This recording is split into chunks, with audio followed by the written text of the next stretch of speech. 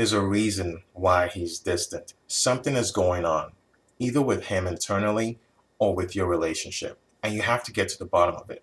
Okay. So if you're trying to figure out what should you do about your distant boyfriend, you have to figure out what the core of the problem is. All right. Is he depressed?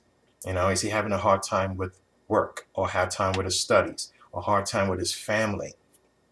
It could be that, but he's not really telling you that because a lot of times guys are taught not to, show their feelings, So he feels like if he shows you his feelings and he talks to you about that stuff, somehow that makes him weak. So what does he do? He clenches up, right? And he becomes distant. So it could be an issue like that he's not telling you about. So it may actually not have anything to do necessarily with your relationship in and of itself. All right. So it could be that. Then again, it could be the relationship. All right. The relationship may not be going the way that he wants it to go. It may have reached a point where he feels like there's nothing much more he can get out of this. So he just is going through the motions in essence. And if that's the case, but he still cares about you, then it's something that you can totally fix.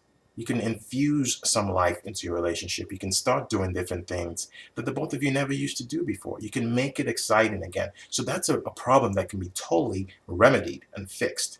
But first and foremost, you got to find out what the core of the problem is so that then you can go about trying to see if you can fix it. All right.